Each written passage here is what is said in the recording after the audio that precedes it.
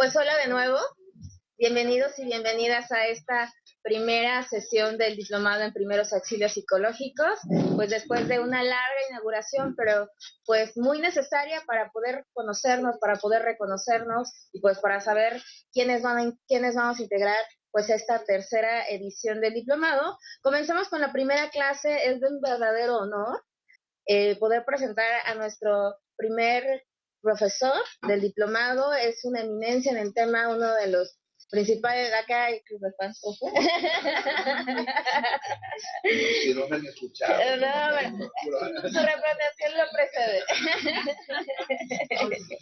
Bueno, voy a leer brevemente una semblanza suya porque pues su nombre todos y todas lo reconocemos y pues no necesita pues mayor presentación. Él es el doctor Jorge Durán. Él nació en Lima, Perú, es mexicano por naturalización, es licenciado en Antropología Social por la Universidad Iberoamericana, tiene el grado de maestría en Antropología Social por el Colegio de Michoacán y es doctor en Geografía y Ordenamiento Territorial por la Universidad de Toulouse, Le Mirain en Francia. Ha sido profesor investigador visitante en diferentes universidades en Francia, en Chicago, en Pensilvania, en UCLA y en Varsovia y en Princeton. Durante los últimos 15 años ha estudiado el fenómeno migratorio entre México y Estados Unidos y entre sus publicaciones como autor y coautor destacan libros Regreso a Aztlán, publicado por la Universidad de Berkeley, Más allá de la línea, Conaculta, Miracles on the Border en Tucson, Arizona, de la Universidad de Tucson, Arizona. Bueno, un sinfín de... bueno, su publicación más importante, bueno, una de sus... Espéreme, profe, déjame presumirlo.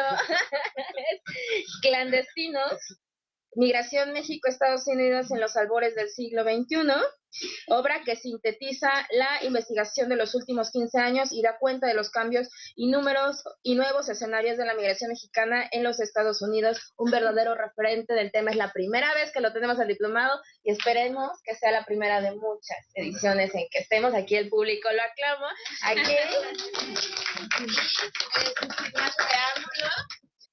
adelante, profe. Bueno, muchas gracias por esos aplausos no merecidos porque todavía ni siquiera me han escuchado. Y les advierto que ayer en una conferencia en la UNAM, uno de los participantes me dijo de que mi conferencia había sido como una clase a la antigüita. O sea que prepárense. Si ya estaban aburridos antes, ¿no? Ahora van a seguir. No, pero lo dijo por la cátedra. Claro. No le mejores. Bueno, el tema de hoy son los retos migratorios para la región, el panorama actual, las pesadillas y las realidades en la era Trump. Para mí es un gusto participar en este diplomado de primeros auxilios psicológicos para personas migrantes, que organiza Iniciativa Ciudadana, con los cuales organización que he participado ya desde hace muchos años, igualmente con el Mora y con Migrantólogos, del cual también soy miembro, no sé si fundador, pero por ahí de los comienzos. Bien, bueno. Vamos a, esta sería como la estructura de la conferencia que les voy a dar. Voy a hablar primero una cuestión de números muy general, ¿sí? Luego voy a pasar a los cambios fundamentales que se han dado y este cambio se refleja gráficamente en la frontera. Luego voy a pasar a explicar uno de los procesos más importantes que se dio a la migración mexicana, que es el paso de una migración circular a una migración establecida en los Estados Unidos. Finalmente, quizá lo que les interese más, voy a hablar de lo que serían 4 tipos de amenaza a las cuales están sujetos los migrantes. Es decir, se consideran a los migrantes como una amenaza económica, cultural, para la seguridad nacional y para el bienestar ciudadano. Y eso, considerar a los migrantes así, genera una situación de tensión, de estrés, de miedo, de persecución, ¿no? Que es algo que yo creo que el objetivo de este seminario, que es tratar de entender qué cosa es lo que está pasando. Y cómo se ha pasado de una retórica sobre la migración, ¿no?, a una posición maniquea de buenos y malos, ¿no? Y qué podemos hacer al respecto cuando queremos tratar de este asunto. Bien, este cuadro que tiene muchos números, vamos a ver nada más la parte de arriba de México para que ustedes se den cuenta de la evolución de este proceso. En 1960 México era 500,000 de mexicanos en Estados Unidos, 500,000. En el 70, 760,000. 80 pasa de 700 a 2 millones. O sea, eso ya es un salto realmente gigantesco del doble, ¿no? De 2 pasa a 4, de 4 pasa a 9, y de 9 debería haber pasado ¿a cuánto?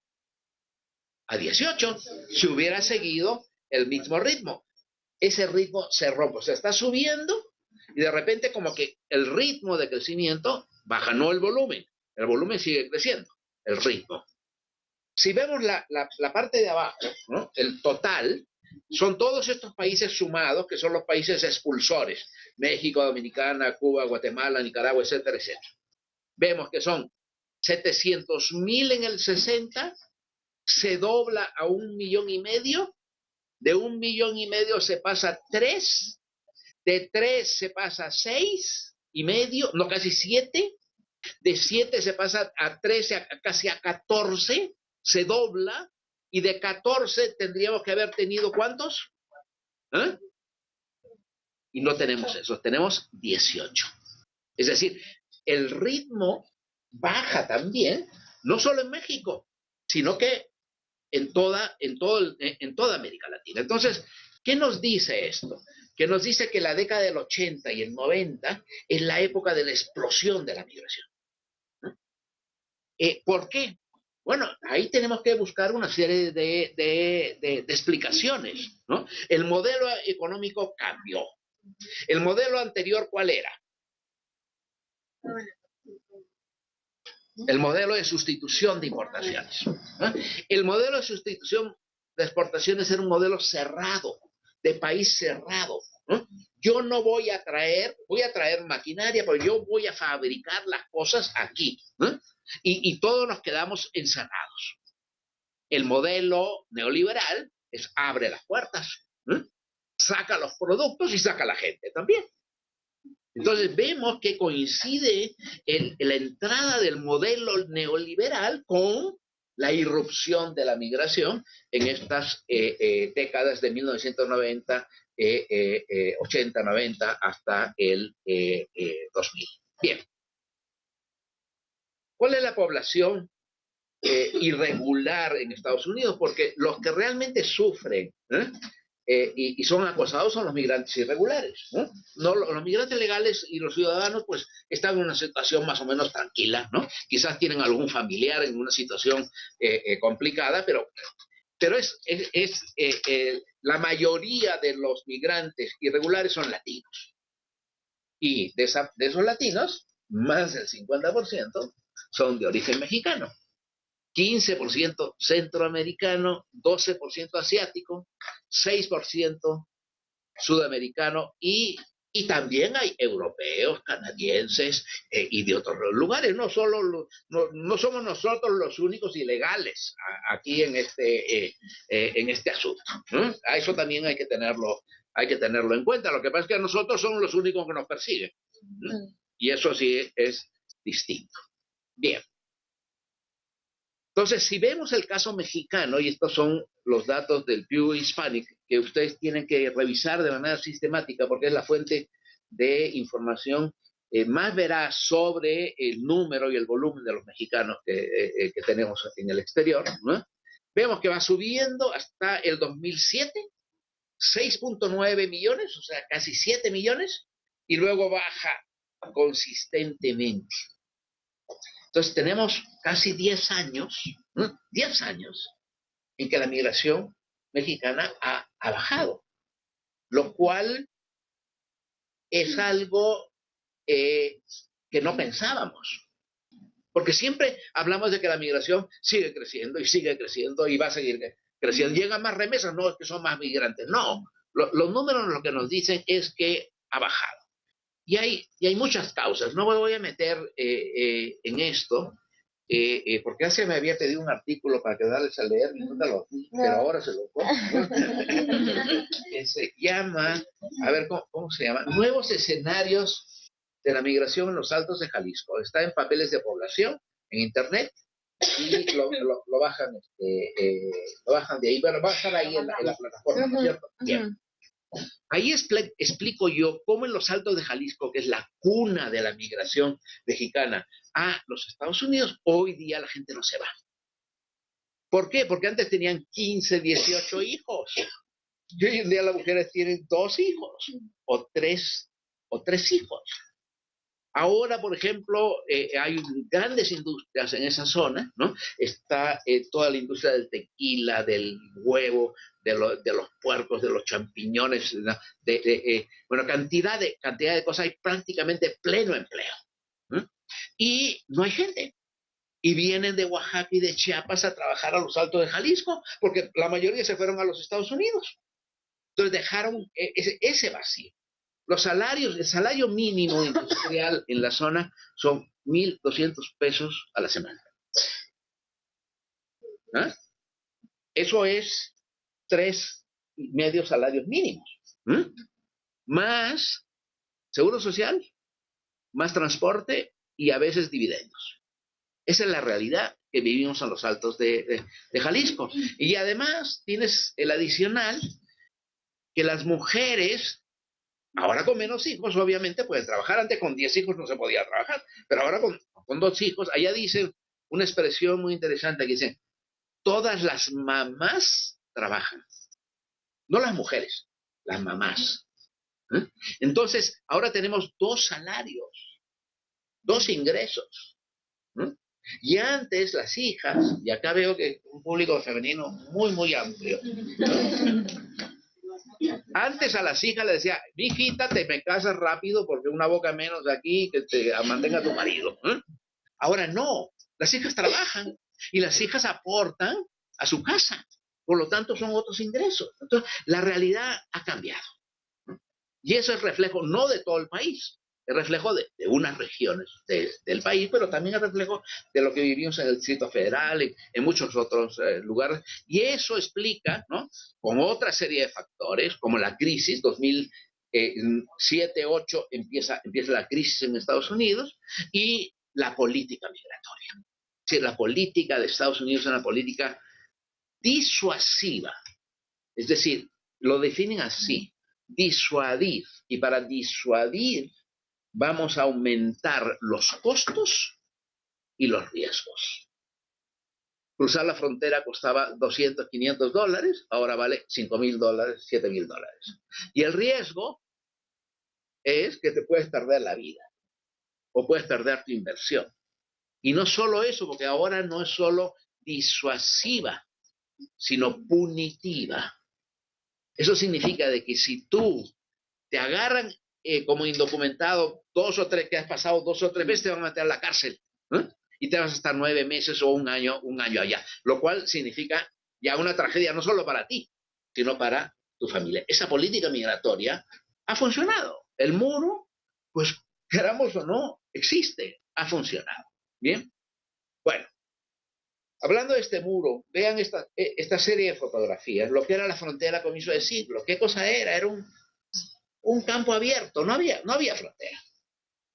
En los años 80, la frontera era una malla ciclónica. Con un salto, te la llevabas. Ibas tú con unas pinzas, cortabas la malla y te cruzabas. En los años 80. Luego viene el primer muro, que casi no, sí lo ven, ¿no? El primer muro. Y luego de septiembre del ataque a las Torres Gemelas empieza la construcción, la obsesión por hacer un verdadero. Entonces hay un cambio físico, visible. Hoy día hablamos del muro como si no existiera. Ahí está, existe. ¿Eh? Y es un problema para los migrantes. Bien. ¿Cuál es el otro cambio? Vean ustedes la política del buen vecino en el año 1998. Estas personas están en lo que se llama el Cañón Zapata, que es Estados Unidos, ya es territorio, ya pasaron la primera valla, es territorio de Estados Unidos. Es 24 de diciembre. Y llega la migra disfrazada de Santa Claus a entregar caramelos y chocolates a los niños y a los migrantes. Y, por supuesto, la prensa, ¿no? Porque se trataba de un asunto de prensa. Pero, ¿ustedes se imaginan hoy día eso? ¿Eso es posible?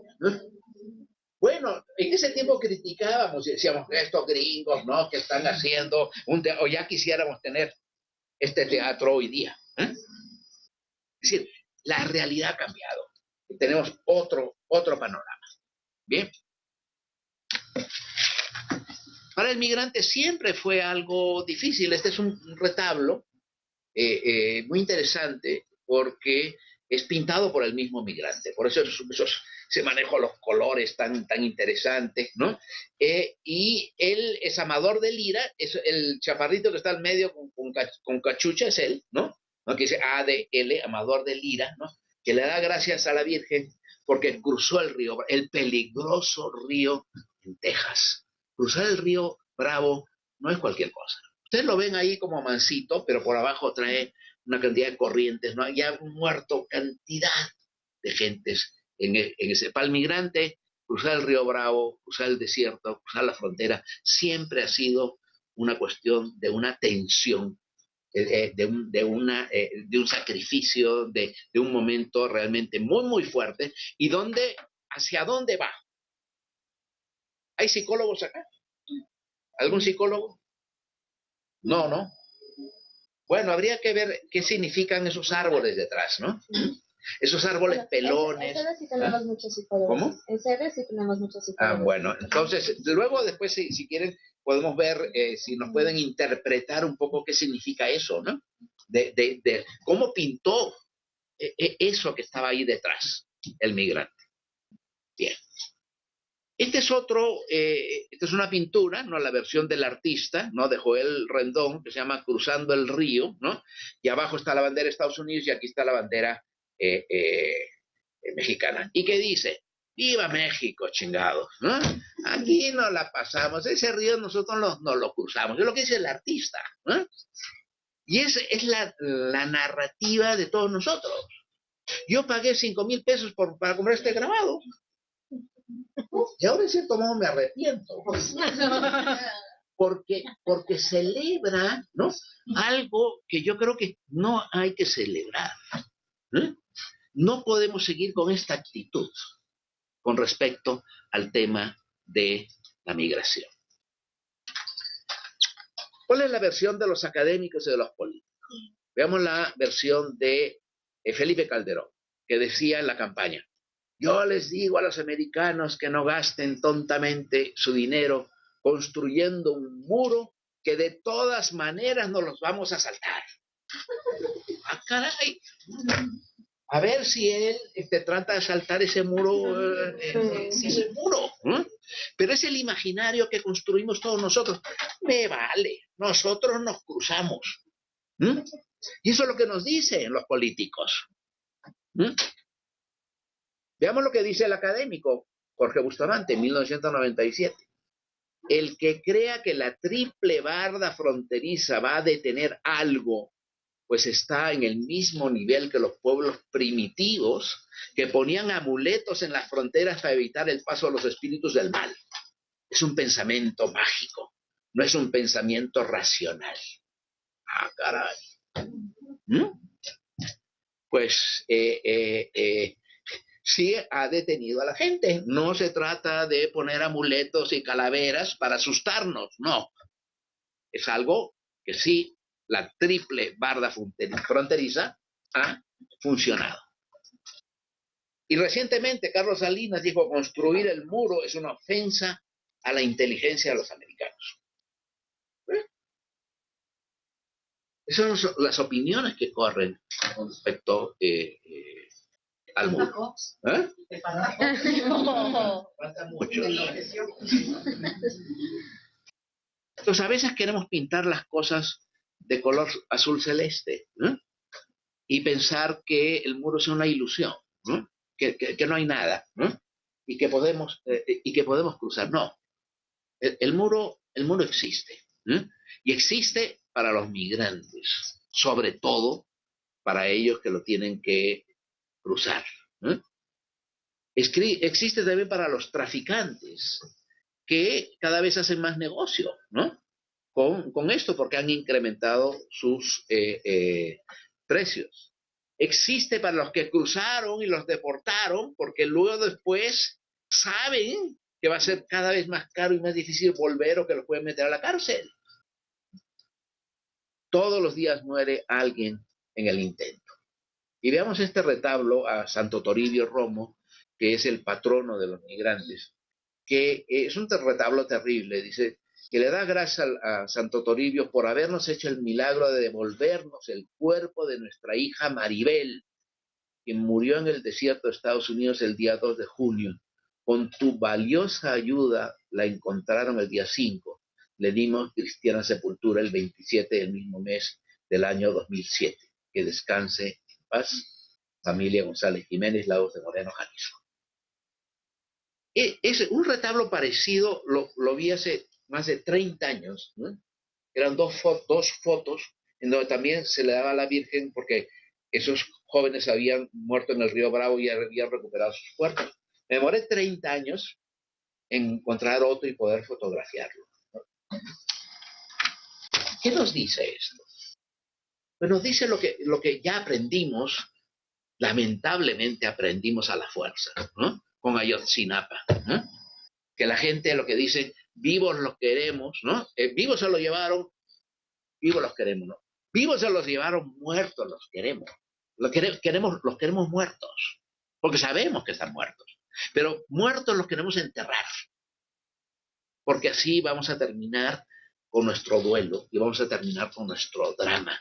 Y eso es lo que nos enseña el retablo de este migrante. Por eso se agradece, ¿eh?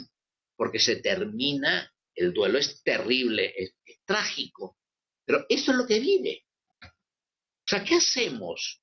Es decir, los migrantes y sus familias recurren a una fe extrema, ¿eh? Para poder resolver conflictos humanos, psicológicos, personales, de una carga realmente muy, muy fuerte. Nosotros, como asesores, no podemos hacer nada, pero no podemos negar, ¿no?, que para muchos migrantes la fe, ¿eh?, es un sostén en este tipo de casos, ¿no? Y ellos recurren de manera sistemáticamente a su fe para poder sobrellevar esta situación realmente trágica.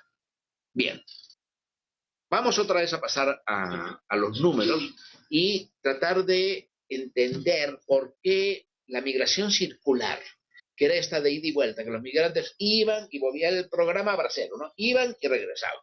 O si yo me acuerdo de haber entrevistado a unos migrantes hace 30 años, uno del Salto, Jalisco, que era aficionado al fútbol, ¿eh? Ahí los jaliscienses son muy aficionados ahí al fútbol, los del Salto más todavía, ¿no? De ahí nace el Atlas en el Salto, ¿no?, Jalisco, ¿no?, y el Oro, ¿no? Bueno, todos esos equipos.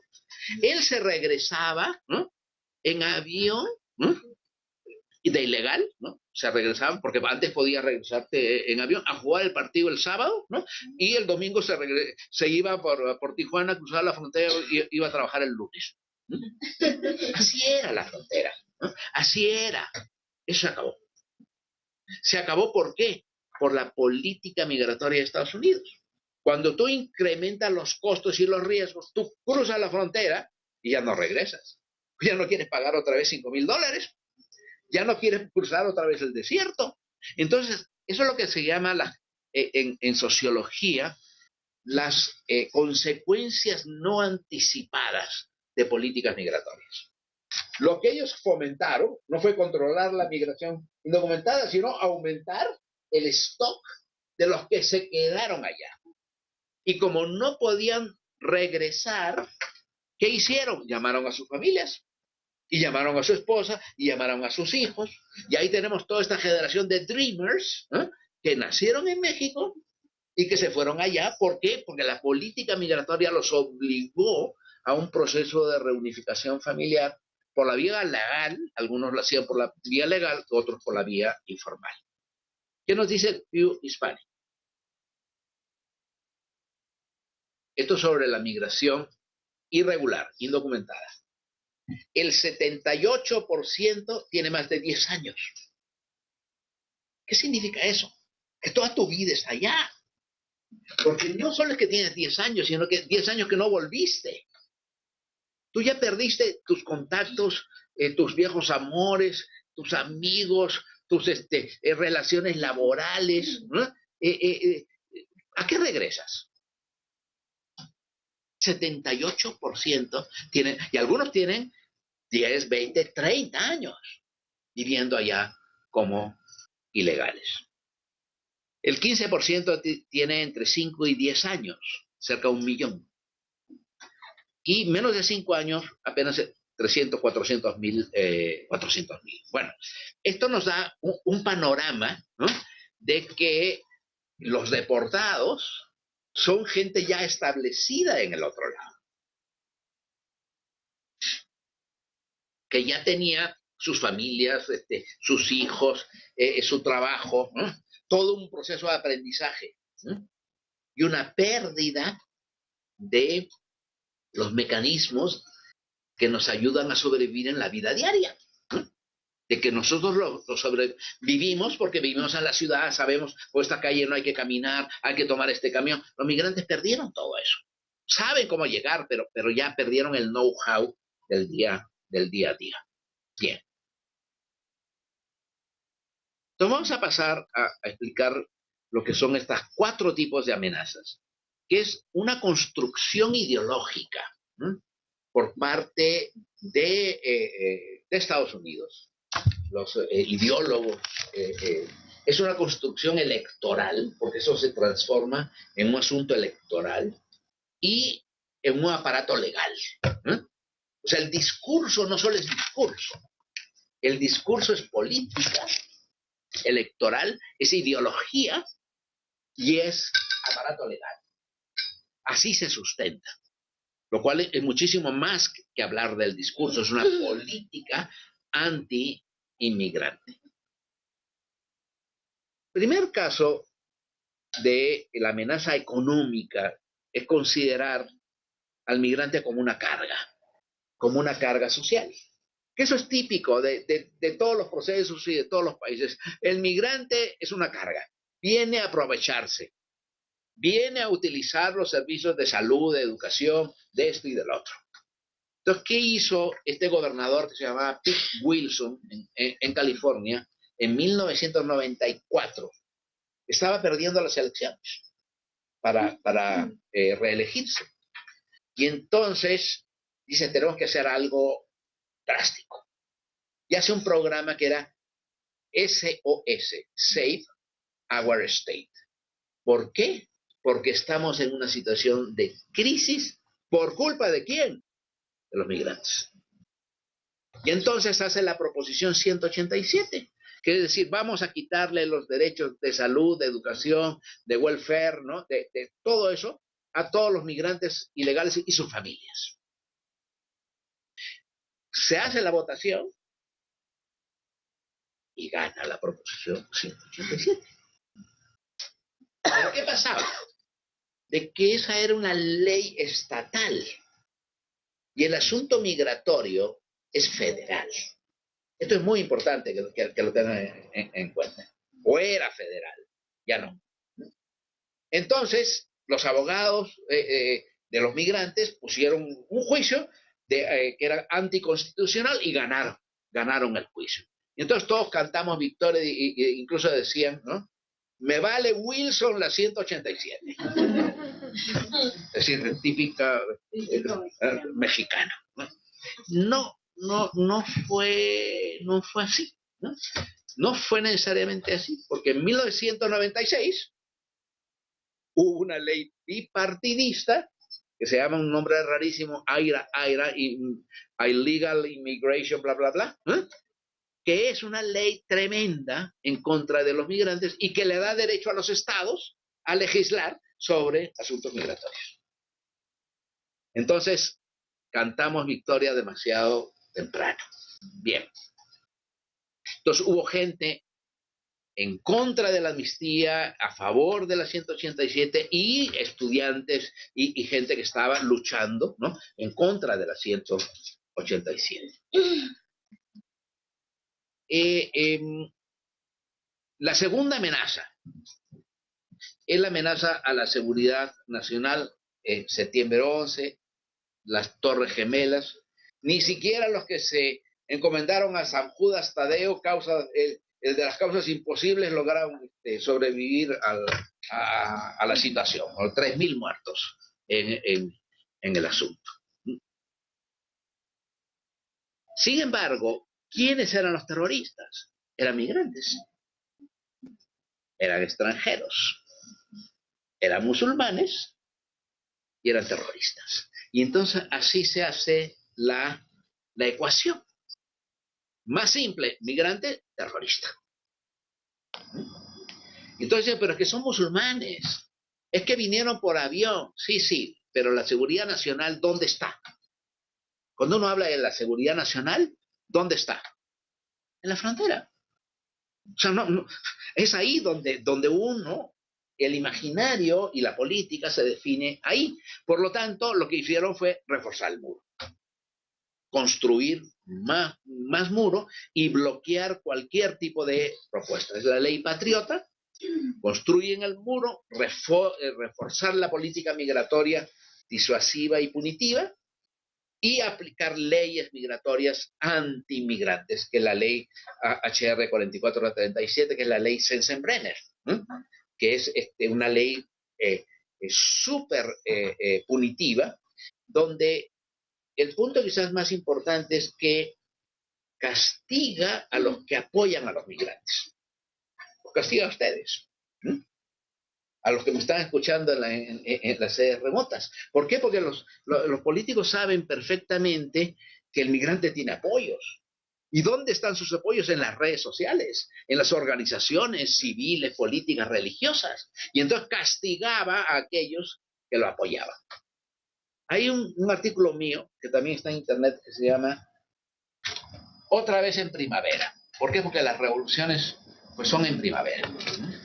Y el 2006 hubo una primavera mexicana, una primavera migrante, que las grandes marchas de 2006, que es un referente que tenemos que tener en cuenta, por lo menos como para decir, en algún momento el pueblo salió a la calle y despertó. Despertó en 2006 en contra de la ley Sensenbrenner.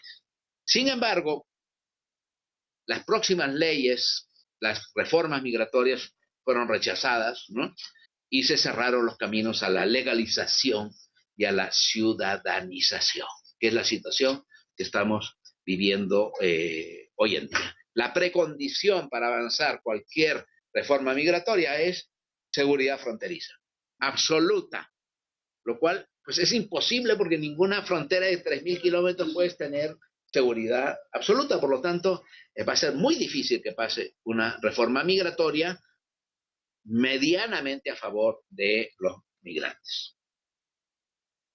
Esto crea una situación de inseguridad, ¿no?, porque el extranjero y el migrante es visto como un enemigo, ¿no?, como un enemigo potencial. Aunque los mexicanos y los centroamericanos no son musulmanes, ¿no?, son extranjeros y son migrantes, ¿no?, y son diferentes. Entonces, la asociación es muy fácil, ¿no?, entre uno y otro, y esto genera una tensión muy fuerte, que es lo que estamos viviendo hoy en día. La tercera amenaza es la amenaza a la cultura y a la identidad nacional. Este señor es Samuel Huntington, eminente profesor de Harvard, que escribió un libro que se llama El choque de civilizaciones, que vale la pena que lo vuelvan a leer, porque si lo leyeron, ¿quién lo leyó? Bueno, hay que volverlo a leer, porque yo lo acabo de volver a leer porque son 20 años, ¿no? Y las cosas han cambiado, ¿no? Y lo curioso es que él en este libro ya plantea una serie de cosas sobre los mexicanos. Porque él tiene otro libro que se llama ¿Quiénes somos? ¿No? Donde ahí sí el ataque es directo contra los mexicanos. Pero en este libro él ya lo plantea en las primeras páginas. Vamos a ver, ¿no? Cómo él define esto. Dice, la gente se define desde el punto de vista de la genealogía, o sea, de tus ancestros. ¿No? La religión, la lengua, la historia, los valores, las costumbres e instituciones. Esa es como la identidad. Curiosamente, no habla de raza, porque tiene todavía el chip, ¿no? De que sobre esto no podemos hablar, porque la definición clásica de la identidad es WASP, white, raza, anglo-saxon, origen, protestant, religión, raza, origen y religión. Él está hablando, no habla de raza. Que eso es muy interesante, pero está metido debajo, lo vamos a ver después. Luego dice, la gente usa la política no solo para promover sus intereses, sino también para definir su identidad. La política para definir su identidad. Ojo, Trump, es lo que hace Trump, ¿no? America first. Nosotros primero. Y lo utiliza políticamente. Y el tercero, que es una joya, dice, sabemos quiénes somos cuando sabemos quiénes no somos. Y con frecuencia, solo cuando sabemos contra quién estamos. Para tú tener tu identidad, tienes que tener un contraste, lo cual está bien. Pero no solo un contraste, sino alguien al cual yo tengo en contra. Un enemigo. Esa es la construcción del enemigo. ¿Y qué cosa es lo que ha hecho Trump? El enemigo son los migrantes, los bad hombres. Bad woman. And bad woman. No lo dice, pero porque él respeta mucho a las mujeres. Bueno, el asunto es cómo lo define, ¿no? Y cómo en política esa identidad se manifiesta contra el otro, el vecino, el diferente, ¿no? El distinto, el extranjero, y el enemigo, en este caso, los musulmanes. Y ese es el choque de civilizaciones. Pero cuando decimos aquí no entra la raza, bueno, a ver, cuidado. Vamos a ver si entra o no entra. Porque este es el mapa 8 de su libro, que el título es Los Estados Unidos, un país escindido. O sea, lo que a él le preocupa es que Estados Unidos está dividido. Y dice en el mapa, estos que están ahí en negro son población negra, asiática, indígena, norteamericana e hispana. ¿Y los otros quiénes son? Blancos, white. Ahí vemos que la raza no está totalmente presente. Pero tiene el descaro de poner a los indígenas norteamericanos, o sea, a los nativos de esa tierra, ¿no? Como enemigos de Occidente. Obviamente porque él se ve como Occidente.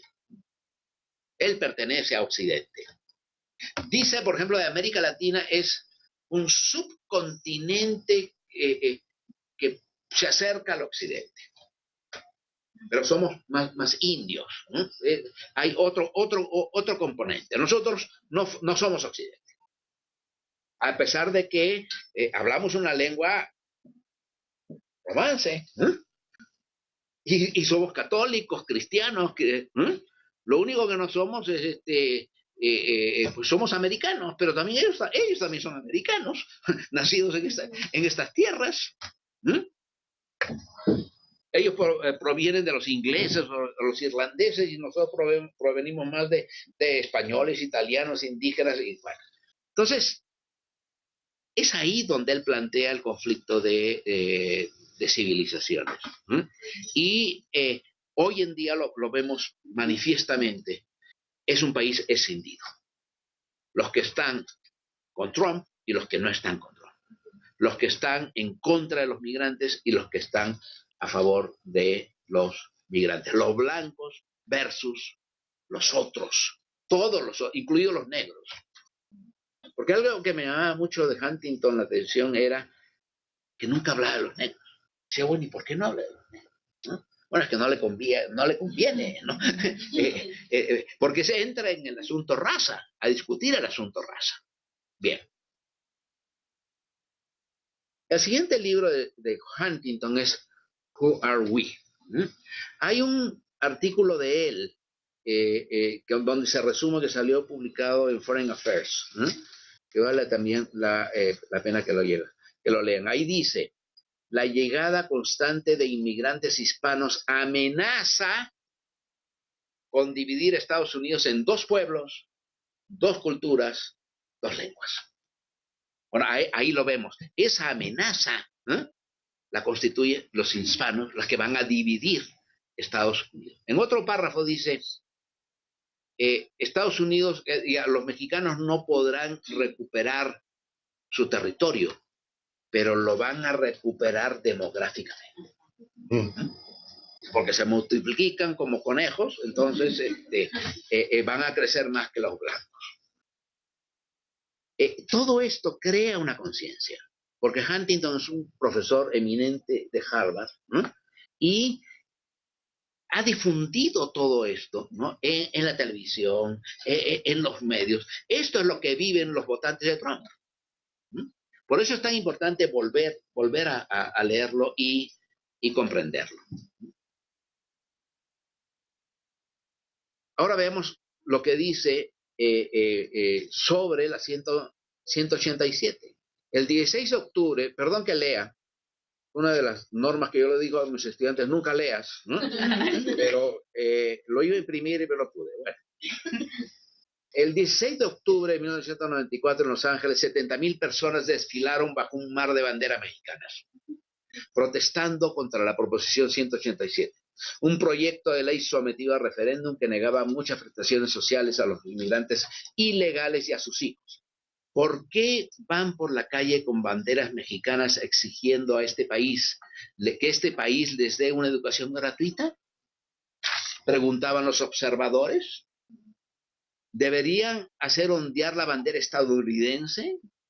Estos despliegues de banderas aceptaron la victoria de la proposición 187, que fue aprobada por 59% de los votantes. Bueno, ¿qué piensan ustedes? Ustedes, a ver, dime. Yo estoy de acuerdo. ¿Con qué? Porque o sea, somos mexicanos y vamos a otro país y exigimos derechos que no nos corresponden, porque si también nos pasamos a la Constitución mexicana, o sea, a todos los mexicanos nacidos en México tienen derecho a tal y tal cosa. Entonces, si en la Constitución estadounidense dice lo mismo, ¿por qué vamos a ir a exigir algo que no exigimos en nuestro propio país? A lo que nosotros sí tenemos derecho, en lo que sí concuerdo siempre ha sido, somos humanos, por lo tanto los derechos humanos es global, en cualquier país se debe exigir porque somos personas, vivimos y razonamos.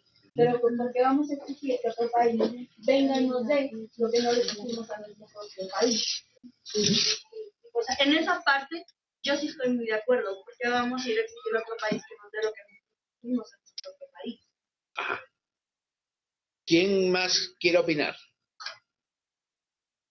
También en sedes está abierta la posibilidad. Depende mucho de perspectiva de llegar a un país es esta cuestión de la integración, ¿no?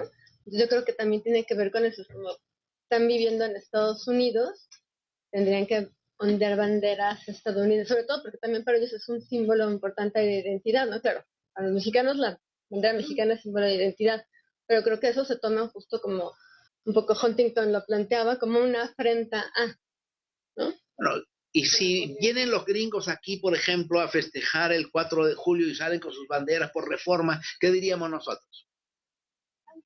¿Ah? ¿Y qué hacen acá desfilando, no? O sea, no deja de tener razón. Otra cosa es que tú hayas trabajado, hayas pagado impuestos, ¿no? Y tengas derecho, y que tus hijos hayan nacido allá en Estados Unidos y que sean ciudadanos. Es decir, no confundamos no confundamos las cosas. Dime.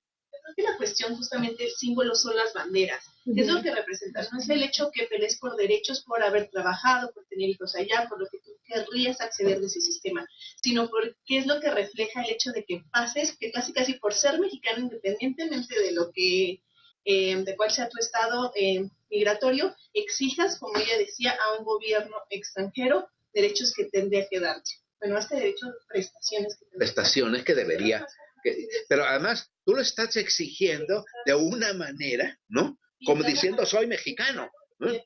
Y además estás diciendo yo quiero integrarme. Bueno, si quieres integrarte, pues intégrate. Pero no me saques acá la banderita, ¿no? Ok. Yo nada más una acotación. Dime.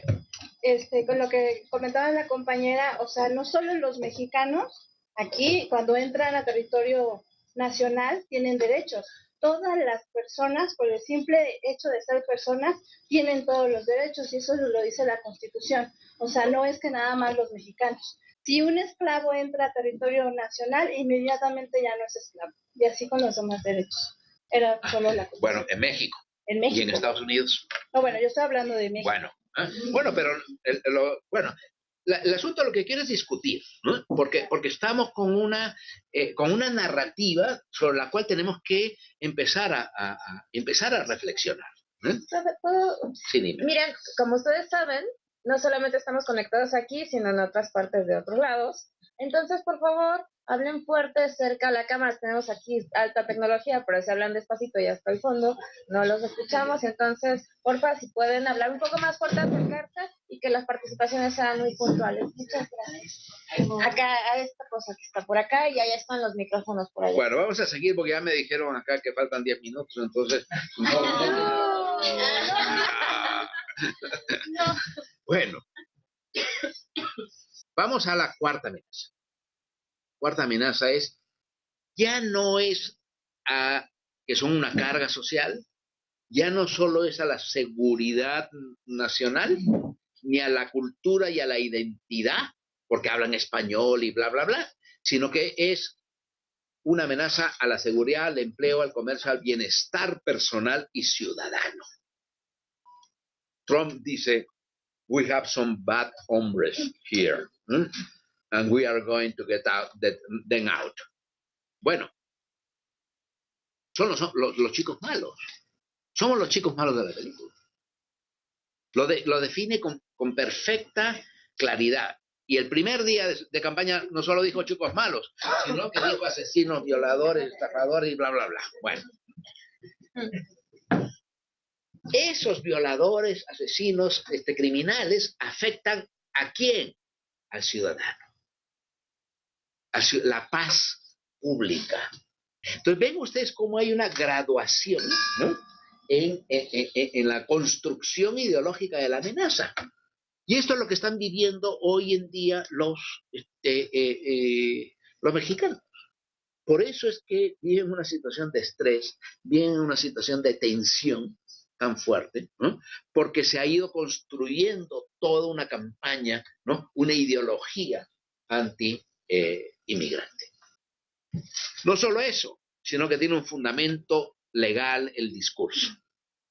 Y Trump, el primer día de su mandato, saca 2 órdenes ejecutivas, una sobre el muro, ¿no? Y otra sobre enforcement. Eso significa hacer que se cumpla la ley, ¿no? Nosotros tenemos una retórica de que le caerá todo el peso de la ley, no le cae nada, ¿no? Pero cuando los americanos dicen force, ¿no? Se ponen todos los mecanismos para aplicarlo, ¿no? Entonces ahora tenemos todo un aparato legal, ¿no? Que esto incluye algo que con Obama se había dejado de lado, que eran las comunidades seguras, la 287G, que era la obligación que tenían las policías locales de informar a la migra, ¿no? Sobre si los migrantes eran ilegales. Bien. Esto está otra vez nuevamente en actividad y los migrantes están en una situación de mayor indefensión.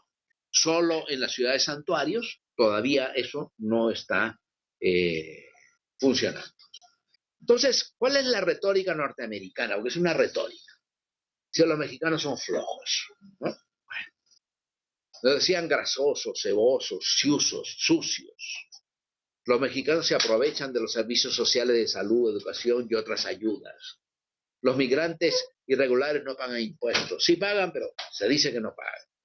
Las familias mexicanas se reproducen de manera desenfrenada. Vienen a parir a sus hijos para luego aprovecharse de los beneficios de ser norteamericanos, ¿no? Nos roban nuestros empleos. Son una competencia desleal porque aceptan salarios más bajos.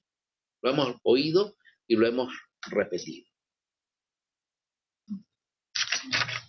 La contraparte. Los migrantes son víctimas. Los migrantes son buenos trabajadores, humildes, honestos. Ya verán un día sin mexicanos. Los migrantes se van porque les ofrecen trabajo. Los migrantes son explotados por el capitalismo salvaje norteamericano. Aquí como que no hay capitalismo salvaje. Estados Unidos depende de la mano de obra barata mexicana. Bueno, depende, sí, pero si ellos abren la puerta a los chinos, le llegan 3 millones de chinos al día siguiente. O sea, que no depende de los mexicanos, ¿no? Los mexicanos aportan miles de millones a la economía norteamericana. Sí, bueno, ninguna persona es ilegal. Sí, pero a la vez es ilegal. La eterna victimización del migrante mexicano. Vivimos con eso.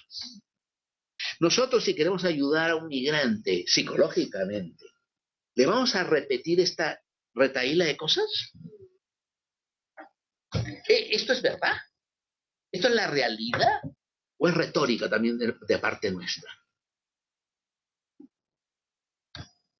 Los americanos nos preguntan, ¿y qué hace México para detener la migración indocumentada? ¿Se tiene que hacer algo al respecto? Eso no es problema nuestro, es problema de ellos. Existe un derecho constitucional al libre tránsito. Claro, también existe un derecho a que tú tienes que salir por las puertas indicadas, no por el cerro, ¿no? Pero bueno.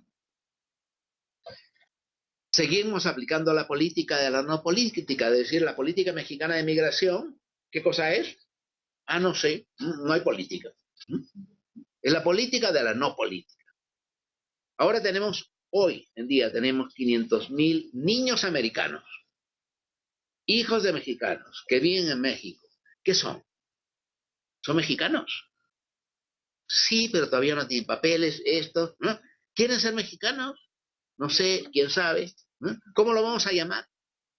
¿Son mexicanos? ¿Son binacionales? O sea, tenemos que afrontar esa realidad. ¿Y qué son? ¿Qué quieren ser? ¿Qué queremos que sean? ¿Cuál es el interés nacional al respecto? ¿Nos conviene como país, como para México, tener 5.5 millones de migrantes indocumentados en Estados Unidos? ¿Nos conviene? ¿Por qué el 98% de los migrantes solo va a Estados Unidos? Los ecuatorianos se van a España, los dominicanos, nosotros, como algunos economistas que solo ven a Estados Unidos, no ven, no hay otros países, no, solo Estados Unidos. ¿Por qué? Bueno, hay toda una serie de explicaciones, pero si hubiéramos diversificado nuestros destinos, hubiéramos tenido un panorama distinto y hubiéramos podido tener un tipo de relaciones distintas. Indocumentados o ilegales. Siempre hablamos, no son ilegales, son indocumentados. Bueno, será el momento de afrontar. Ustedes que van a trabajar con los migrantes, bueno, no, tú no eres ilegal, tú eres indocumentado. ¿Le ayuda eso? A ver, perdón. Yo creo que sí. O sea, yo creo que no hay que negar que el acto es ilegal, o sea, el acto de cruzar la frontera sin autorización es ilegal, pero creo que el categorizar a la persona como ilegal categoriza todas sus acciones dentro de una cosa de ilegalidad que no es necesariamente cierta. Y entonces yo siento que sin negar la otra parte, que entrar a la retórica, a ti te faltan documentos, pero no todo lo que haces es ilegal. O sea, hay un montón de niños de 2 años sin papeles y decir son ilegales casi como por nacimiento me parece un poco extremo. Bueno, sí, pero siempre como manejamos una ambigüedad, ¿eh?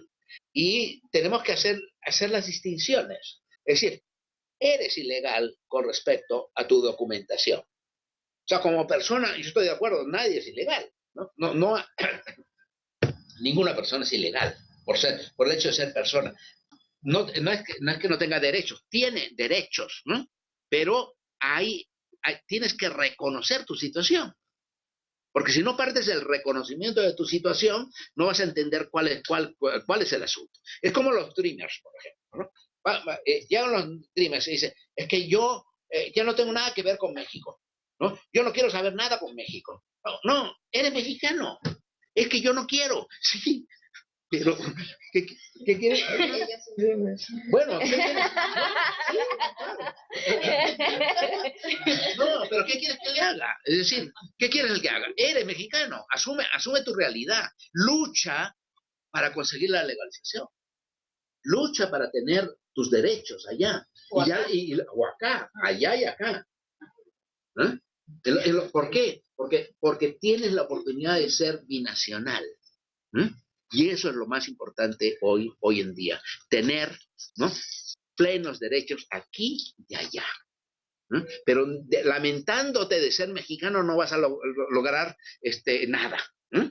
Tienes que reconocerlo y luchar, ¿no?, para poder obtener lo otro, a lo cual también tienes derecho y ya se te otorgó. ¿Por qué se otorgó? Porque luchó. Ese es el punto clave. Tú puedes ser ilegal, puedes estar en una situación tal, pero si luchas y das tus argumentos y tus derechos, finalmente te los reconocen. A los Dreamers se los reconocieron. Porque sí, son los después de las marchas de 2006, los únicos que dieron la batalla de manera sistemática. ¿Quiénes fueron? Los Dreamers. Bien. ¿Qué imagen entonces proyectamos los mexicanos en Estados Unidos? Adelitas, Lupitas, ¿no?, el Lábaro Patrio, ¿no?, exigiendo, quiero ser norteamericano, quiero legalización. Bueno, es verdad que las banderas en Estados Unidos tienen distintas connotaciones que en México, por ejemplo, ¿no?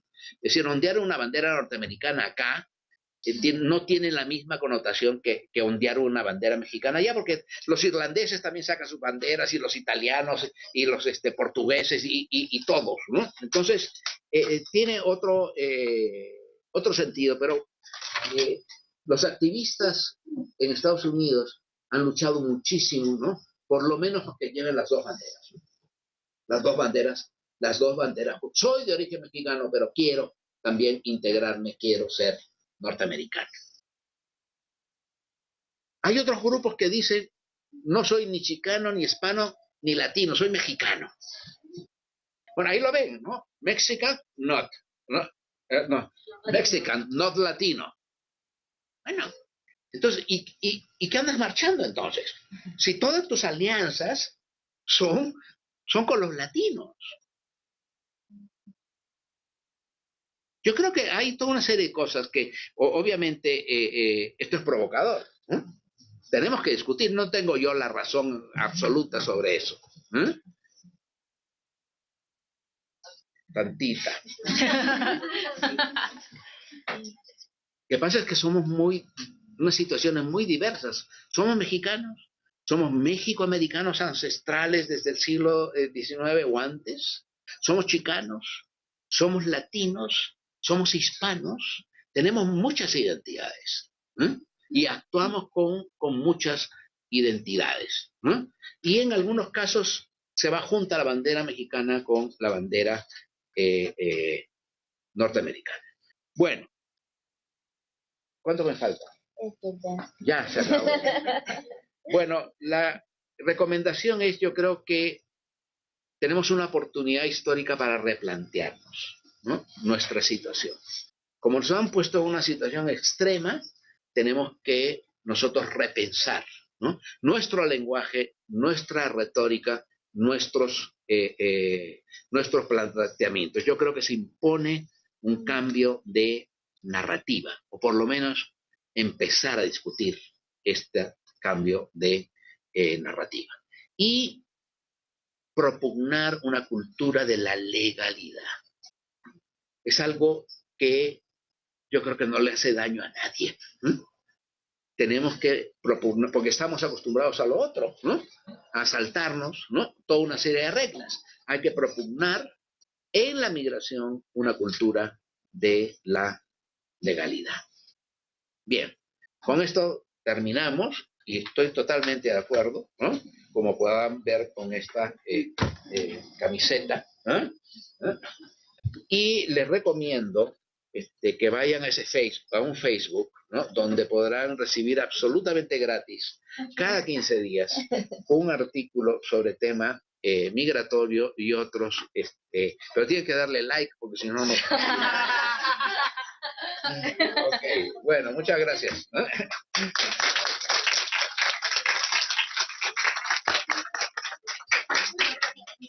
Gracias por esta maravillosa clase polémica, porque pues muchos de los actores y de las actores de los que hablas pues están aquí mismo, entonces pues controversial en algunos sentidos.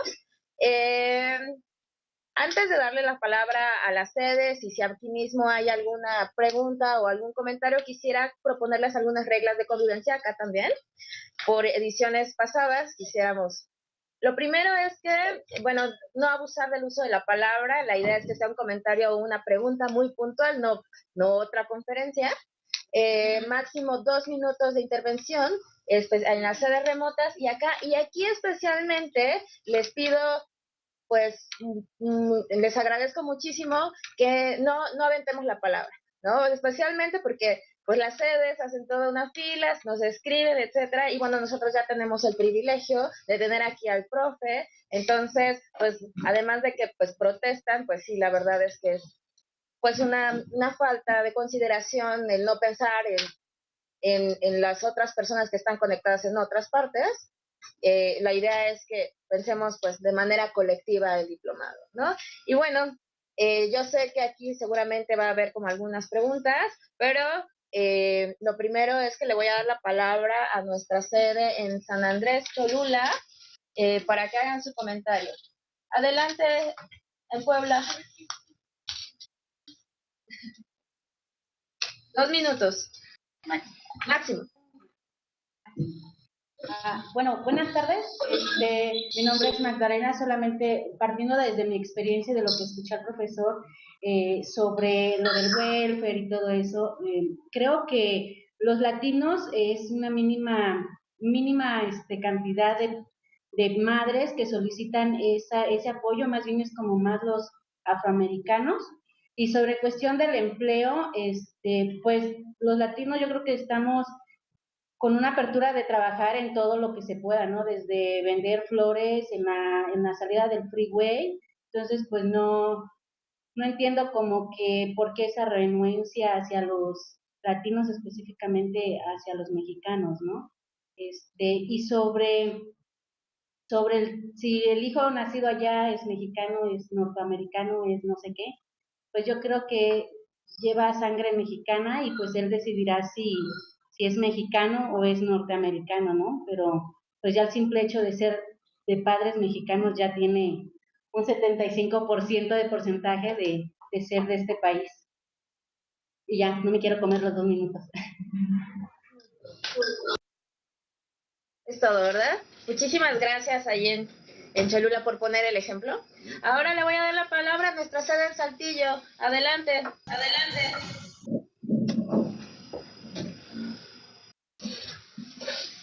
Cerraron su micrófono, ábranlo, por favor. Hola, Marco Polo Hernández de acá de Saltillo. Más que una pregunta, es simplemente un comentario para reflexionar. Creo que así como buscamos en este diplomado apoyar a los migrantes en un apoyo psicosocial, también tenemos que, para poder apoyarnos, también ver nuestra realidad, como lo decía el doctor en su conferencia. Creo y siento que es muy importante que nosotros como mexicanos aceptemos las pérdidas que tuvimos en el siglo antepasado, en el siglo XIX. Creo que todavía es una herida que tenemos abierta como nación y eso ha hecho de que solamente volteemos a ver al ganador, volteemos a ver solamente a los Estados Unidos. También no hay que olvidar que la política migratoria mexicana ha sido también una política de limpieza, de hacer el trabajo sucio a los Estados Unidos, y en donde nosotros hemos también impedido a los centroamericanos y a muchísimos migrantes que llegan por la frontera sur, que hace poco estuve por ahí, ver que seguimos siendo iguales, hacemos lo mismo que los Estados Unidos, nada más que de este lado, y creo que también debemos de tener un momento de reflexión, porque para poder ayudar también tenemos que reconocer nuestras debilidades y nuestras mutilaciones que tuvimos para poder trascender a otro nivel. Simplemente es eso y creo que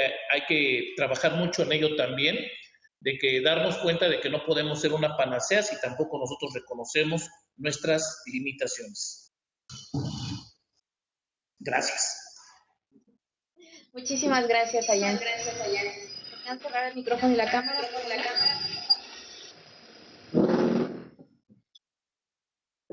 Ahí está. Bueno, finalmente, para cerrar vamos a ir agrupando de 3 preguntas en 3 preguntas. Me pidieron la palabra acá atrás, cerramos este bloque y en un segundo bloque le doy la palabra a la Secretaría del Trabajo y Fomento al Empleo de aquí de la Ciudad de México y acá de Chiva. Adelante, Mario, pero acércate. Sí, bueno, en realidad es más que una pregunta, es como un comentario. Bueno, gracias al doctor Durán por su introducción, siempre son muy interesantes de escuchar. Sí, creo que también luego desvarío un poco. Yo creo que también hay que tener mucho cuidado con los tipos de discursos que reproducimos, ¿no? Sobre todo cuando estamos tratando de auxiliar. ¿Y cuál es el propósito de este diplomado de primeros auxilios para personas en situación de movilidad humana, ¿no? Es muy difícil también, yo también siempre voy a pugnar por una movilidad segura, pero a veces es muy difícil las situaciones o los contextos en los que se puedan dar, ¿no? Dudo que una niña, un niño o un adolescente tenga la oportunidad de sacar su pasaporte, comprar un boleto de avión, hacer su registro anual, cuando está siendo perseguido, ¿no? O cuando está en un contexto que le impide tener situaciones de pleno desarrollo. Y bueno, una vez que salen, como sea, ingresen a otro país, como haya sido, también creo que tienen la libertad de expresarse culturalmente como ellos decidan hacerlo, ¿no? Y también creo que es parte de los estados en los que estén y de los que forman parte, se comparten las responsabilidades. Porque yo creo que es bien importante tener una perspectiva de derechos humanos y que se deben garantizar, ¿no? Sin importar en dónde esté la persona. Y eso va a exigir siempre en situaciones de movilidad humana una responsabilidad compartida. ¿Y qué son y cómo se identifiquen? Yo siempre creo que es bien importante preguntarles a las personas. También pugno siempre hablando de las responsabilidades compartidas, pugnar porque se cumplan, pero siempre preguntarles también, ¿no? ¿Qué es lo que quieren? ¿Cómo quieren ser nombrados? ¿Cómo quieren ser enunciados? Y entablar un diálogo siempre con las personas. Cuando ahí termino mi intervención. Muchísimas gracias, Mario. Muchísimas gracias, Leti. Le regreso la palabra al profe. Adelante. Bueno, muchas gracias por sus comentarios. Estoy claramente de acuerdo en que tenemos que ver nuestra realidad y ver lo que somos, ¿no? Y exigirnos a nosotros, ¿no? de manera igual o semejante a lo que estamos exigiendo a los demás. Ahora, con respecto a lo que decía Magdalena, que me parece interesante para discutirlo, ¿no? Dice, no, los mexicanos no usan el welfare, ¿no? No piden estampillas de comida, no piden seguro de desempleo. No, sí, no. Hay muchos mexicanos, ¿no? que sí lo solicitan. Y entonces, cuando estamos diciendo eso, estamos en cierto modo estigmatizando. Y lo decimos, no, los que andan pidiendo en la calle son los negros.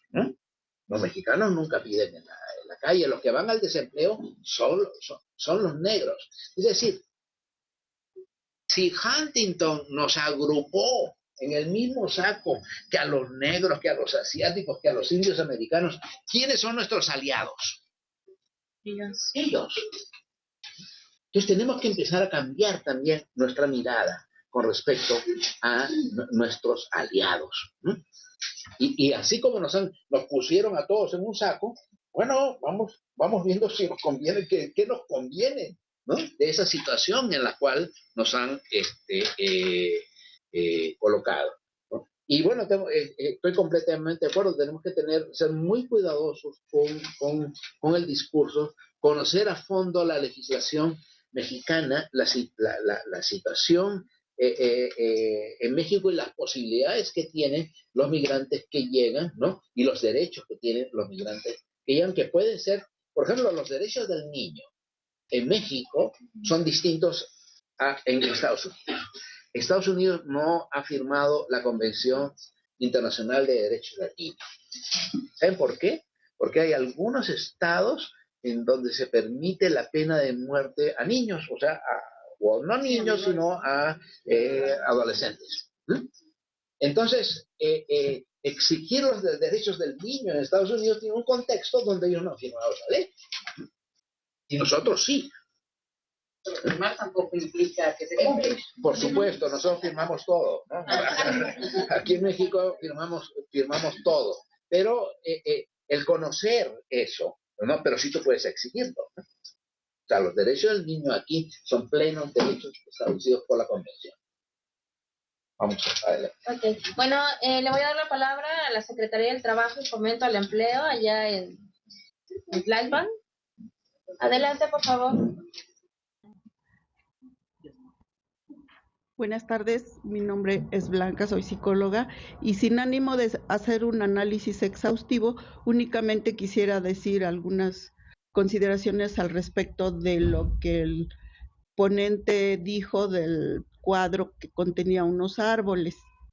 Estos árboles, bueno, no los estamos viendo lamentablemente, pero a grosso modo significan una amenaza. Si vemos, por ejemplo, que la persona que va cruzando la frontera y de repente se dibuja en un tamaño mínimo con relación a los árboles, nos está hablando de la cantidad de miedo que tiene, de la vulnerabilidad y sobre todo de los árboles que dibuja en una forma así como fantasmas. Es el miedo que tiene a lo que viene, ¿no? Y de la conciencia que adquiere con relación a su situación como migrante. Eso es todo, gracias. Muchas gracias. Sí, muchas gracias. Sí, yo creo que es la interpretación correcta, ¿no? De ese mundo al cual se están enfrentando, un mundo tenebroso, nada acogedor, ¿no? De entrar a ese bosque bastante siniestro. Como árido, ¿no? Porque no ¿sí? tenían ni siquiera ramos. Adelante. Un poquito nerviosa porque sigo muchísimo su trabajo. Digamos el 2004 que inició con la retornada desde el 2009, estuve prácticamente un poquito más de 12 años en Estados Unidos y vi sus últimas slides que tenía el de aquí de allá, el binacional y todo eso, ¿no? Y hablaba sobre la retórica y el cuidado que debemos tener o si realmente tiene una importancia el decir ilegal, indocumentado. Nosotros trabajamos básicamente con la comunidad que regresó en la primera oleada del 2000, ¿no? 2005 y todo eso. No somos dreamers, aunque todos nos dicen dreamers, no somos dreamers porque no caímos bajo esa ley, porque no recibimos DACA, y eso significa que no tenemos esos beneficios que tiene DACA. Y es algo que siempre estamos queriendo reforzar, algo que eso significa que no nos reconocen nuestros derechos, aunque estamos haciendo todo lo bueno como usted dice, y que sí les lograron, nosotros somos esa parte de la generación que no ha podido recibir esos derechos, y era más que nada como sí, se tiene ya ilegal, indocumentado, pero también regresamos a México, traidores de la patria. Se fueron. ¿Para qué están pidiendo? Que se regresen. No son mexicanos. Está como que ese discurso que I'm never going to be Mexican enough for Mexico, and I'm never going to be American enough for the U.S. Todavía no tengo mi reconocimiento binacional. Estoy trabajando en ser bicultural porque aún estoy aprendiendo de México. Bilingüe, ahí vamos, porque aún estoy aprendiendo a escribir español, pero más que nada, ¿qué opinión tiene eso, no? Y también leí su artículo de la jornada, ¿no? La criminalización de los deportados y todo, que es algo que fuertemente se está recibiendo en la población. Ahorita ya poquito a poquito están llegando dreamers deportados o dreamers que están retornando voluntariamente, y en mi caso, en ambos casos fui menor de edad, ¿no? Nunca tuve la decisión, como muchos, pero en ambos nunca tuve la decisión ni de ir y ni de regresar, ¿no? Y soy afrontada por esos dobles discursos de que allá fui ilegal indocumentada y aquí soy traidora de la patria y nunca seré mexicana, suficientemente mexicana. Bueno, pues muchas gracias por tu intervención. Yo creo que ustedes son el futuro.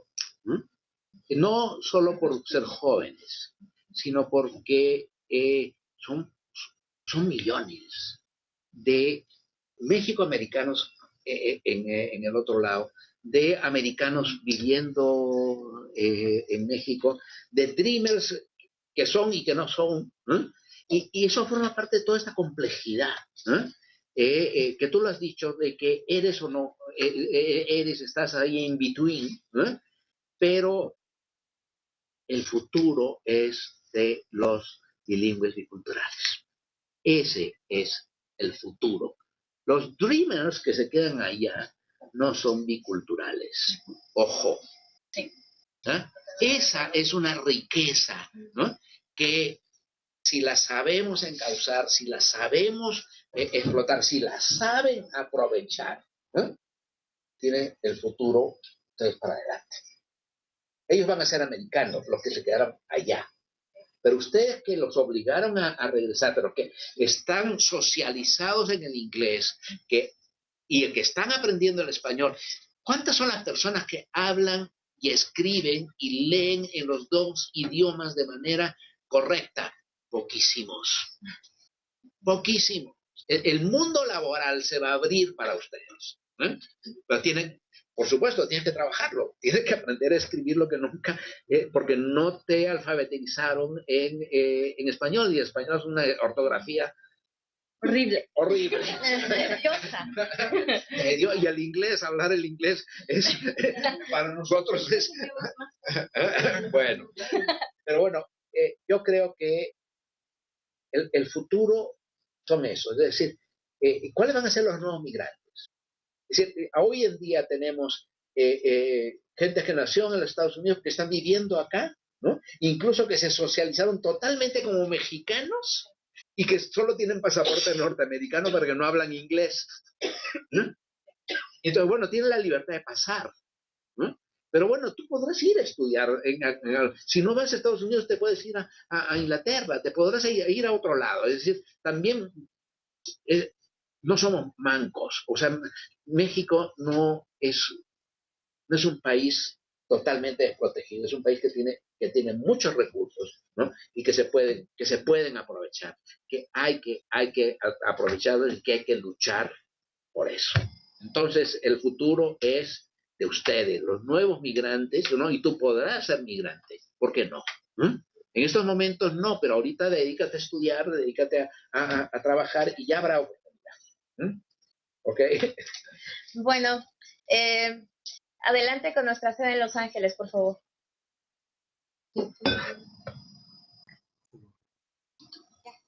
Gracias, buenas tardes. Mi nombre es Lucy Brizuela, desde aquí de la UNAM en Los Ángeles. Y bueno, yo quería hablar acerca de la retórica y la realidad. Siempre hablamos de cosas o números negativos o actitudes negativas de los migrantes. ¿Cómo podremos darle la vuelta a esos números y hablando con cosas más positivas, como por ejemplo, decir la inmigración, la gente que en California, mucha gente trabaja en el campo y esa gente ayuda a incrementar el Producto Interno Bruto de esta nación, el ingreso per cápita también. Entonces, ¿cómo podríamos, profesor, darle la vuelta y dedicarnos también a cosas positivas, no de manera retórica, porque sí son realidades? Eso es todo. Muchísimas gracias allá en nuestra sede de Los Ángeles. Esa es la actitud. Bueno, adelante, Leti. Bueno, yo no estoy de acuerdo con el doctor Dura. Pero además tengo la ventaja que yo voy a exponer dentro de un mes. Entonces, pero me voy a lucir. En la que no estoy de acuerdo. El futuro es de todos. Porque si no volvemos a la dicotomía en que los que nada más tenemos una visa, o nada más una nacionalidad, o una culturalidad, entonces acabamos con una desigualdad estructural en principio. Y yo creo que justo el reto interesante, y más, lo voy a llevar a la parte más también emocional, es cómo aprender a integrar eso que implica el otro, y también con un cuestionamiento que lo dejo para la sesión que a mí me va a tocar, que tiene que ver con repensar qué es ser mexicano. Porque de repente, es que yo era mexicano, allá mexicano, tu idea de lo que es lo mexicano y que regresas a un país que además cambió respecto al referente que tus abuelitos tenían, o sea, algo que se vuelve más complejo y que de repente es, el futuro a lo mejor es en este caso, aprender a compartir esa triple culturalidad, porque además aquí hay chicos también que trabajan con los sirios que queremos que también lleguen a este país, o cuando les abran las fronteras a los chinos, ¿eh? Ayer hablabas tú en eso en la ponencia. Entonces nada más quiero como dejarlo dicho, porque yo creo que elementos en el sentido de que abran muchas más expectativas, porque la biculturalidad puede no ser solo en la lengua. ¿Qué tal salvadoreño mexicano? ¿Qué tal que pueden? Entonces, bueno, vamos, eso como para meterlo al debate para el resto del diplomado, no para resolverlo, pues, y no sé si en esta vida, pero digo, por ahí integrarlo, porque yo creo que el futuro somos todos y juntos, porque si no, entonces yo de repente sentí una presión, dije, pues mi pobre hijo es solo un nacional de... Es monolingüe. Es monolingüe. Una que es bilingüe y otra bicultural. No, yo no estoy de acuerdo. Regrese. No, porque a lo que me refiero es a que el futuro no es la ilegalidad. Okay. En la migración, no hay futuro siendo ilegales. Y por eso es que tenemos que cambiar la cultura. Tenemos que entrar a una cultura de la legalidad. No es que el ser bilingüe o bicultural sea más, sino que tienen más recursos. Eso también es evidente. Yo quisiera hablar inglés como tú lo hablas, ¿no? Ya, claro que quisiera, ¿no? Y para mí es una limitación, ¿no? Pero a lo que me refería es, el futuro de la migración no está en seguir manteniendo la ilegalidad.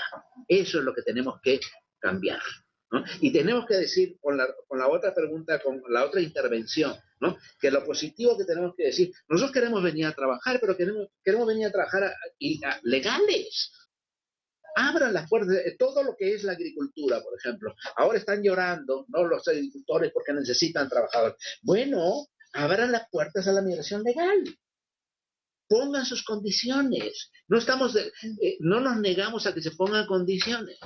Se puede hacer perfectamente, es decir, todo aquel que va a trabajar a la agricultura puede ir y volver otra vez a trabajar en la agricultura, porque a ellos no les gusta que... ellos se acostumbraron a que los mexicanos solo la agricultura. No hay chinos, ni coreanos, ni haitianos, todos los mexicanos en la agricultura. Bueno, ok, aceptemos un poco nuestro sino de que hace un siglo estamos trabajando en la agricultura en los Estados Unidos y también en otro tipo de cosas. Pero si abren esa brecha, aprovechemos esa brecha, pero la aprovechamos legalmente. Y es lo que tienen que negociar. No podemos seguir en la misma condición de tener el 80% de los trabajadores agrícolas ilegales. enriqueciendo a ese país y alimentando a ese país con braceros ilegales. No. Eso es lo que no debemos aceptar, ¿no? Pero pues seguiremos discutiendo. No, pero yo tampoco estoy de acuerdo. Es populista, Leti. Hay muchas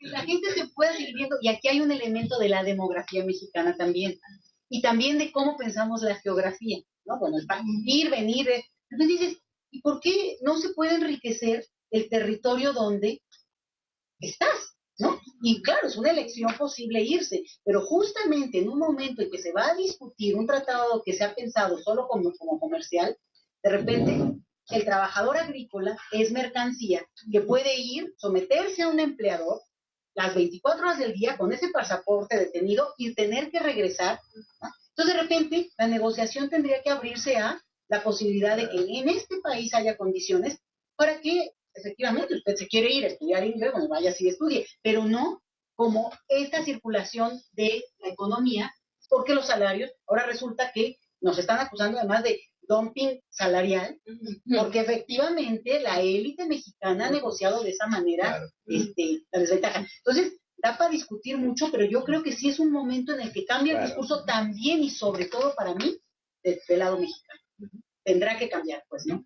No, y el derecho a no migrar. Sí. ¿Por qué vamos a tener que migrar? Finalmente nosotros trabajamos acá y vivimos acá. Okay. Bueno, ahora vamos con el último bloque. Una disculpa, yo soy la moderadora y eso significa que tengo que moderarlos aunque no quieran. Prometemos no Sí. volver a vivir. Acá tenemos participaciones en línea.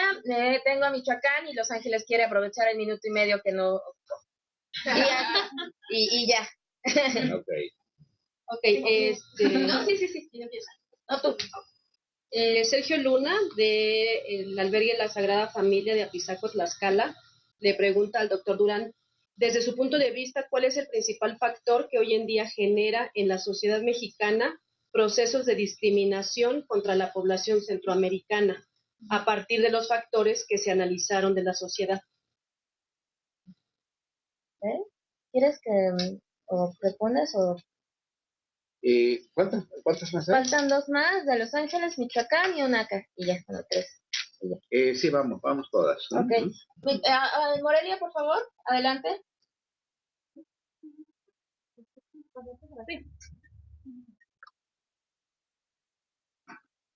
Ya tienen abierto el micrófono. Buenas tardes. Me llamo Hola. Georgina Corral. Hola. ¿Sí me Sí, hola. escuchan? Sí. Bueno, me llamo Georgina Corral, y mi pregunta más que nada es para el ponente sobre la educación. La educación de nuestros niños en Estados Unidos es analfabeta. Muchos se han ido de chiquitos y otros han nacido allá. Por lo tanto, aprenden el inglés más que el español. El español lo hablan, pero no lo escriben. Entonces, ¿qué estamos haciendo? ¿Qué nos toca hacer? ¿Qué podemos hacer para que esto no quede así, sino que ayudemos más en lo que se pueda para que sabemos que la educación es la base de todo? Si queremos que todos estas situaciones mejoren, tiene que empezar ahí. Veía a la chica que acaba de pasar hace un momento también y pierden la identidad. Ya no saben, como son niños, si son de aquí o son de allá. No saben a quién pertenecen. Y todos sabemos que por derecho se hacen binacionales en cuanto logran su documentación para poder quedarse allá. ¿Qué podemos hacer? ¿Cómo estamos? ¿En qué condiciones podemos nosotros aportar? Ahorita desde este diplomado creo que tenemos la oportunidad, pero necesitamos orientación. ¿Qué podemos hacer? Muchísimas gracias. Aquí me dicen en Los Ángeles que ceden su tiempo, entonces, bueno, adelante por acá. Ah, sí, bueno, yo también soy fan del doctor Durán. Y bueno, soy migrante retornada ya de hace 8 años. Y un poquito como que en referencia a lo que había preguntado, que cómo podríamos nosotros desmenuzar, digamos, esta retórica, ¿no?, de la ilegalidad. Creo que gran parte de las personas que están aquí trabajan con estas personas directamente y digamos, comentar sobre la palabra ilegal, creo que es esa parte, ¿no? Está bajo como la óptica de un Estado-nación. Entonces, hasta ahí podríamos nada más como que acotar digamos, este concepto. El resto, pues ya podríamos, como que ir desmenuzando más allá de eso, ¿no? Del concepto de legalidad.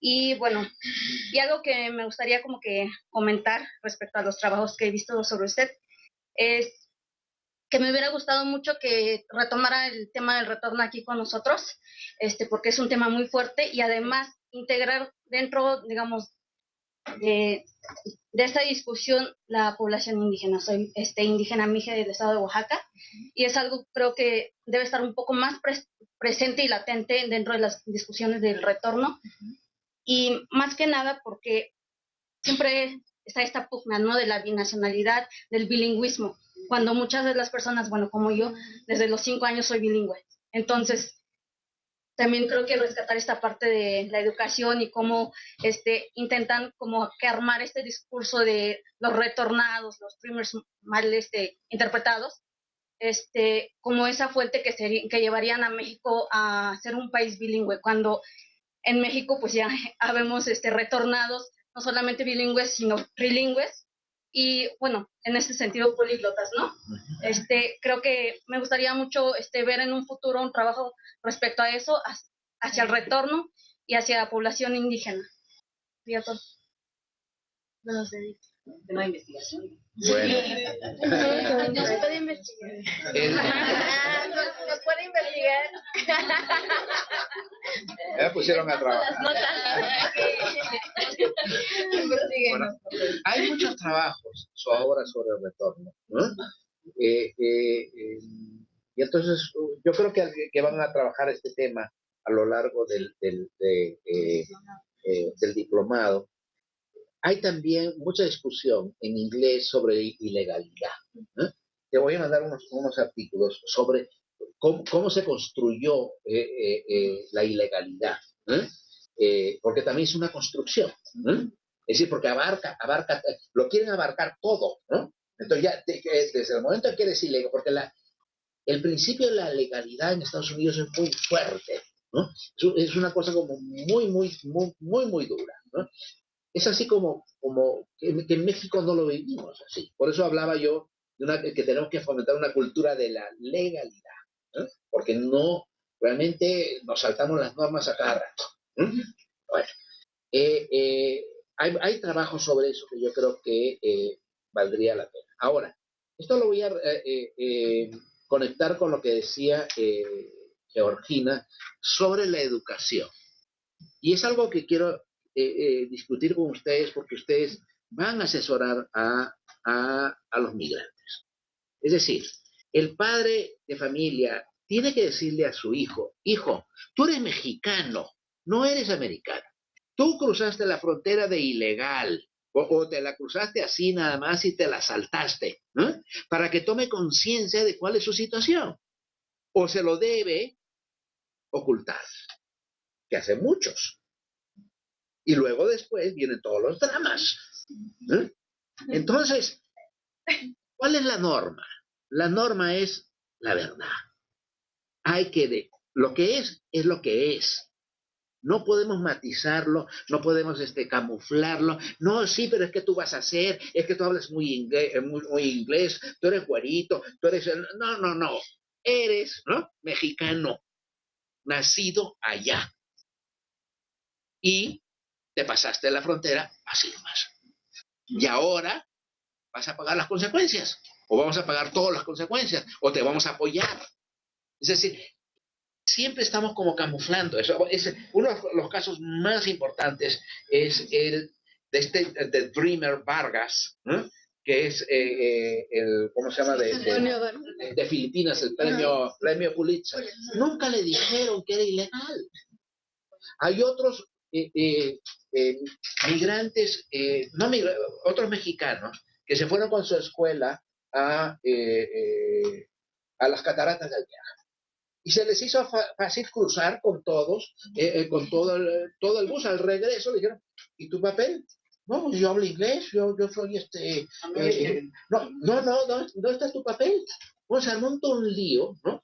Y ahí senador norteamericano Tom Tancredo, ¿no? Fue uno de los que más luchó en contra de estos mexicanos que no deberían entrar, que no. ¿Qué pasó? ¿Dónde está la falla de origen? Sus padres no hablaron con claridad sobre la situación. Tenemos que dejarnos de eufemismos. Que tú no es que tú eres indocumentado. No, vamos diciendo, en Estados Unidos, según las normas de acá y según lo que te llaman allá, eres ilegal. Y eso tiene consecuencias. Por lo tanto, hay que cuidarse. Por lo tanto, hay que luchar. Por lo tanto, hay que tener solidaridad. Por lo tanto, hay que saber que en un futuro tienes que estar preparado tú psicológicamente para que puedas afrontar algo. Y no de repente que de sopetón tú te creías ya muy gringo y resulta que no. Bueno, entonces yo creo, en ese sentido, quería yo plantear la discusión sobre lo que son las narrativas, ¿no? Y cómo debemos discutir esto, que yo creo que lo van a discutir a lo largo del seminario. No es que yo tenga la solución, pero sí veo una problemática ahí en la cual tenemos que trabajar en serio, ¿no? Y discutir, sobre todo si quieren asesorar a migrantes en situaciones de conflicto, de estrés, de tensión, de dilema. Muchas gracias. No, muchísimas gracias.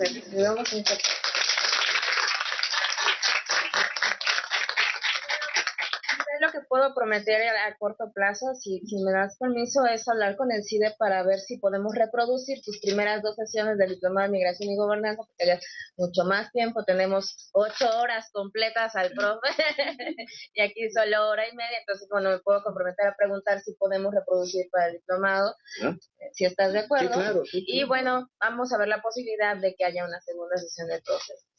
Bueno, y pues muchísimas gracias, José, de verdad, un verdadero honor, un placer que estés con nosotros. Espero que sea la primera sesión de muchas más. Te prometo que para la siguiente edición del diplomado te vamos a dar mucho más tiempo. Inscríbanse de nuevo. Bueno, muchísimas gracias, buenas noches a todos y a todas. Nos vemos la siguiente sesión. Hay algunos avisos locales aquí en la sede.